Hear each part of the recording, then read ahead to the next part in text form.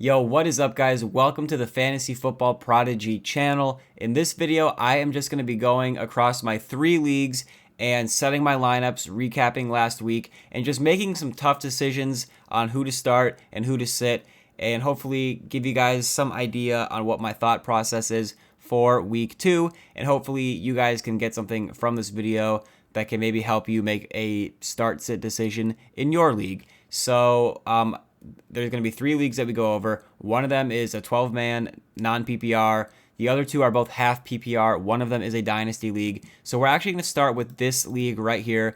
So just to recap sort of what happened, after week 1, I added Mason Crosby, the Cardinals defense, and Benny Snell. I picked up Benny Snell for 6 fab points out of 200.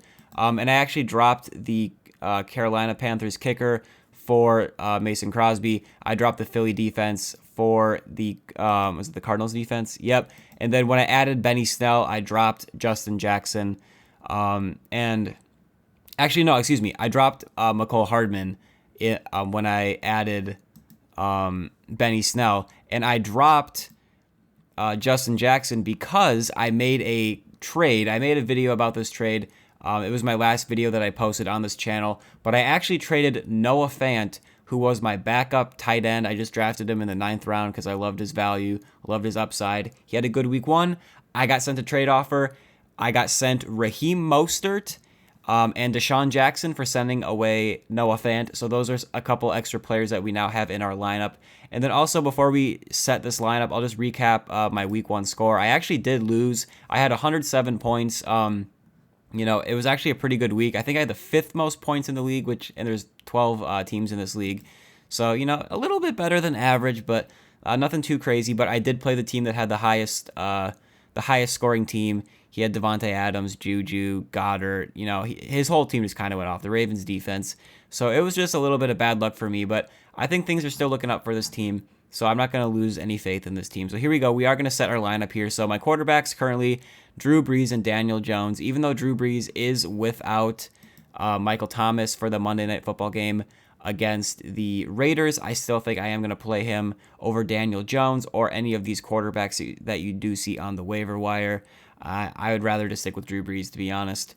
So let's go back to our team here. Obviously, I'm starting McCaffrey. Even though Tampa Bay, they do have a good run defense. I think their defense is good overall, but you got to start McCaffrey every week.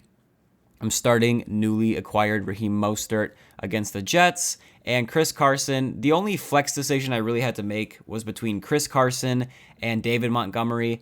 And I like David Montgomery this week, don't get me wrong.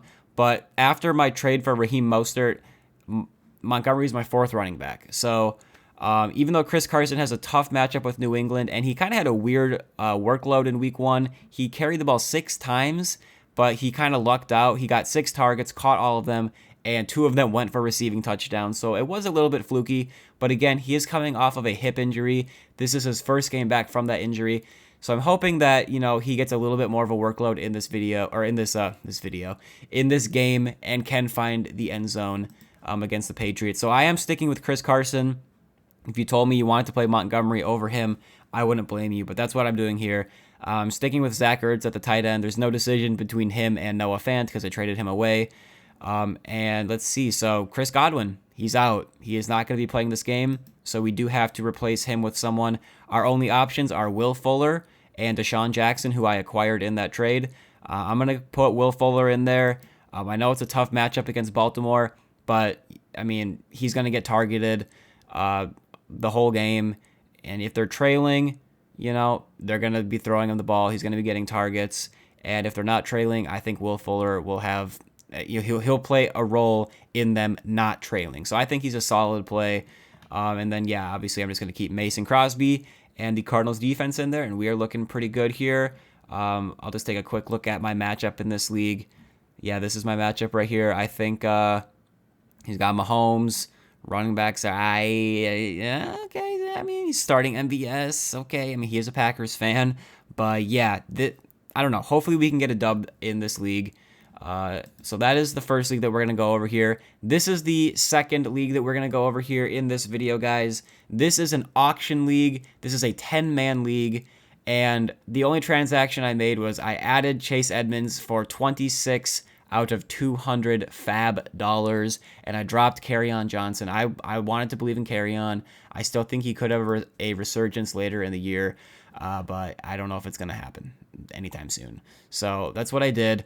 And my running backs are a little not ideal. I got Melvin Gordon and James Conner in there. Oh, how could I forget to mention? This is also a 2-quarterback league, okay? So we got that out there. We're all good. So my receivers are stacked in this league. Last week, here, let's check out last week and see how we did in this league before we even set our week 2 lineup. So go back to week 1. Okay, thank you. Took a minute there. So this was actually a pretty high-scoring game. I had the third most points in the league, I believe. This guy outscored me. This guy outscored me. I think that's it. And the guy I played had a lot of points too. But as you can see, my receivers, a lot of them really did pull through. I left Amari Cooper on the bench, and he had a slightly better game than like DJ Moore. But it was nothing like game-changing or anything like that. Mitch Trubisky, who I picked up off the waiver wire before the start of week 1, he had a good start to the season. So I still don't think I'm going to play Mitch Trubisky over Matt Ryan or Kyler Murray, but he might have some good trade value if he does have another good game. So we're going to keep Ryan and Murray in there as our 2 quarterbacks. Zach Ertz is also my tight end in this league, so I'm going to play him over Higbee.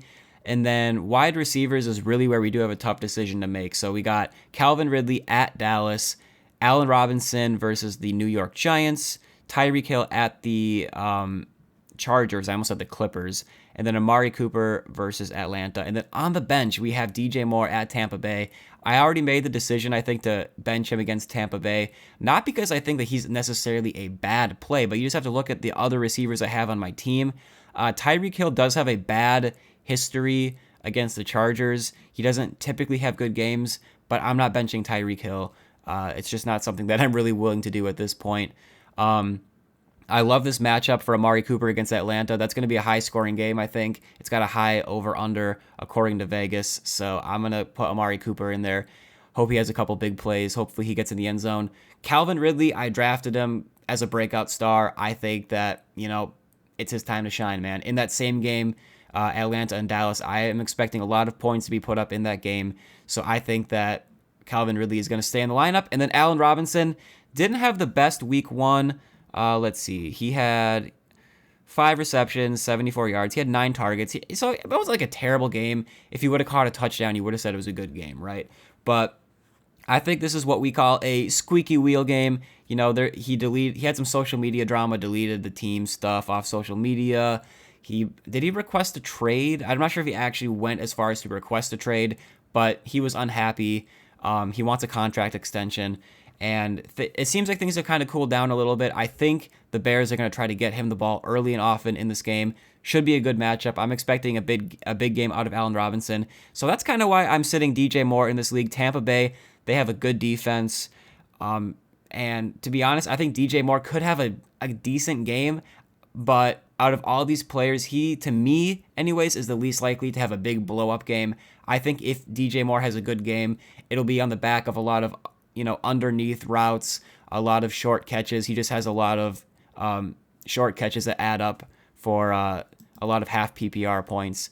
So then looking at the rest of this team, the only decision we really have to make is, James Conner and Melvin Gordon are in at running back right now. I got Sony Michel, Chase Edmonds, and Tariq Cohen. I don't think I'm going to be playing any of those guys over those two, even though I'm really not a fan of those guys. We can check the waiver wire here. You can see the waiver wire. This is kind of who's available. Just in general, we can take a look at the running backs here. Kerryon, I just dropped Coleman. I don't even really want Tevin Coleman, to be honest. I think Jerick McKinnon could be good in PPR, half PPR like this league is, but I don't think I want to start him over the guys I have. So yeah, we're just going to stick with that for that league. So that is our second league that we're going to go over in this video. And then, guys, this is actually probably going to be the league where I have the toughest decisions to make. This is my Dynasty League. This is a 10-man, 1-quarterback league. We got 3 wide receivers, 2 flex. So there's a lot going on here. I'm just going to recap my week 1. We did get the W in this league as well. So we won in our 2 half PPR leagues. We lost in the standard non-PPR league. So this is week 1.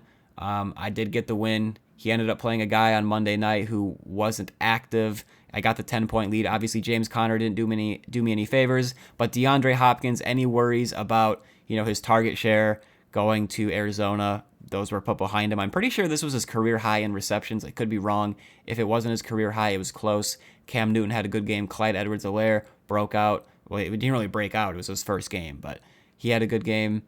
Amari Cooper had a good game. So I started Cooper in this league and benched him in the other league. And yeah, so I also have Chris Godwin in this league who is out, and I have George Kittle who is also going to miss the game. So again, we do have some tough decisions to make in this league. I'll just also, before we do make those decisions, I'll just show you guys my bench as well in case you're interested. This is kind of what we're working with. This is kind of what happened in week 1. And then this is our taxi squad right here. So we got some decisions to make here. All right, let's go ahead and hop into this week number 2. So let's see. Okay, the person I'm playing, I don't know if I played anyone that already played. Actually, in this league that I was just in, this auction league, the guy I played did have Joe Mixon. He had 10.6 points. That's not enough to really make me change my strategy. Like, I'm not down big, but he didn't really bust. So I'm not thinking, I need to go all in or I need to be conservative. I'm just kind of going to, go with my normal strategy in that league. All right. So now we're finally going to actually move on to this league. So Cam Newton, I'm starting again at Seattle over Trubisky, over Cousins, over Tyrod. Clyde Edwards-Helaire and Jonathan Taylor. Listen, I am a Vikings fan. You can see the hat. But Jonathan Taylor, listen, people might be overreacting a little bit to week 1 and how bad the Vikings defense looked. Because if you look at the time of possession, any defense would look bad when you're on the field for 40 plus minutes of the game, right? So that doesn't happen very often in the league. Obviously, our defense has some holes right now, but regardless, I think Jonathan Taylor is a good play because Marlon Mack is out for the season. Jonathan Taylor is a very, very, very good athlete, very good football player, and I think he's going to get some catches. I think he's going to have, the opportunity for some big plays. So he's for sure in the lineup. And then Chris Godwin is out, so we'll move him to the bench. And then George Kittle is out. We'll bench him as well. This website is a little funky. So let's just go with the tight end here. So really, the only tight ends that we can play would be Jonnu Smith and Hayden Hurst. Jonnu Smith, tight end for the Tennessee Titans against the Jacksonville Jaguars. And we got Hayden Hurst, tight end for the Atlanta Falcons against the Dallas Cowboys. I'm going to put Hayden Hurst in there. I like that matchup. I think it's going to be high scoring. And Hayden Hurst, even though he did not have the best week 1, he did run a lot of routes in terms of tight end route running. So I think, it was a little bit fluky that he didn't get more production. So we are going to stick with that. We're going to put Hayden Hurst in there instead of Jonnu Smith for injured George Kittle. And then we're benching Chris Godwin. All right, so how are we going to this website is kind of wacky, like I said. But let's move Hopkins to wide receiver. So let's see what happens if I just save the lineup. Okay, so, all right, so we got to put someone in the flex. That's going to be Miles Sanders coming back from injury. As you can see, this team is dealing with an assortment of injuries, and I pressed the wrong thing. All right, let's try to get this looking a little more neat for you guys here. All right, so we got Clyde at running back, Jonathan Taylor at running back, Connor and Sanders at the flex. So obviously we are going to move Clyde Edwards-Helaire to the flex position because he is playing later than Miles Sanders. So that way we have more flexibility if there's a sudden injury or change I want to make. All right, so we got Taylor and Sanders in as the primary running backs. We got Clyde in the flex. We're for sure going to play Hopkins and Cooper at wide receiver. Now our only question is Marvin Jones at wide receiver. Do we want to play him? And we also have to make a decision on James Conner. We are already playing James Conner kind of by necessity in one league. I would not be opposed to getting away from exposure to James Conner. He's coming off that week 1 injury. Benny Snell, it's hard to say how they're going to split the workload in this game. I don't know. We'll have to look at our options here. So let's see. Courtland Sutton is really my only other option. I mean, I have Mike Williams, Jerry Jeudy. I don't think I want to play MVS, even though he did have a good week 1. McKinnon, would I be surprised if McKinnon outscored James Conner just based on PPR, half PPR receptions? No, but I don't think I'm willing to make that decision quite yet. I want to see McKinnon, produce a little bit more consistently. I mean, week 1, he had a receiving touchdown, 5 targets, 3 catches, but I think I'd rather play James Conner in this scenario. So I guess really the only question, like I said, would be, do we play Courtland Sutton in the wide receiver spot over Marvin Jones, or do we replace James Conner in the flex with Courtland Sutton? Courtland Sutton is a game time decision as well, playing at noon. As of now, I think I'm just going to stick with things the way they are. I think I'm going to keep James Conner and Marvin Jones in there. If I do change my mind, guys, I will post it in the comments or in the description or both, because I am doing this. Well, technically it is Sunday. It's after midnight right now as I'm recording, but I will be posting this like early Sunday morning. I'm pretty much recording this Saturday night. So, as news breaks, as, I get a new thought in my mind, I might go ahead and make some roster changes. I'll just comment those either in the comments or I'll put it in the description or both, like I said.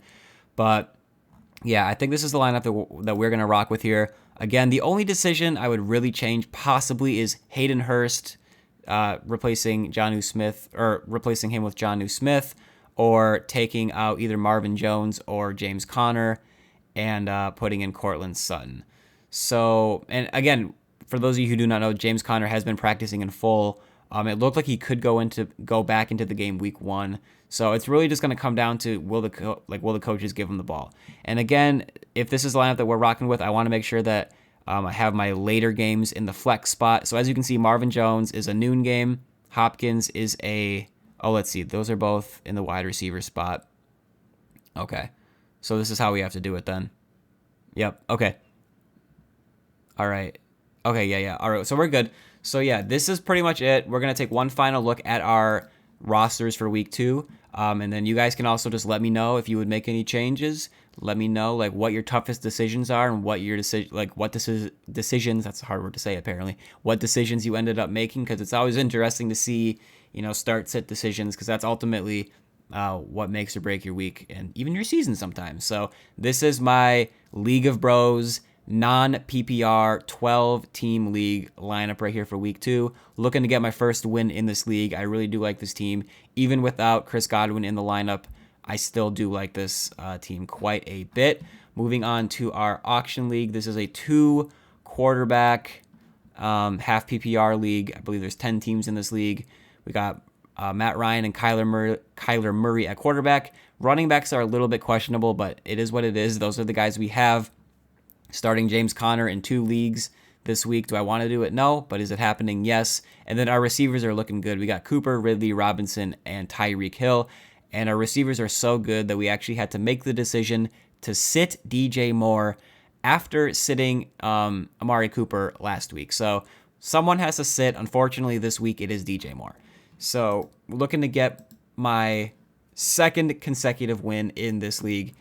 And then this is our Dynasty League. I don't want to play James Conner once again, but it is what it is. He's probably my best option. And yeah, this is pretty much a lineup. I just went over it, so I feel like I don't need to really reiterate. You can see it on the screen if you're questioning anything.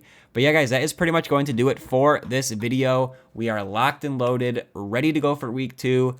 I might make a change in this Dynasty League. Again, this is a 10-team half PPR Dynasty League. 1 quarterback, 3 wide receiver, 2 flex. So we'll have to see what happens. And I actually forgot to also say, guys, my only defenses are the Bears and the Chargers. Obviously, I don't want to play the Chargers against the Chiefs, who have pretty much the best offense in the league.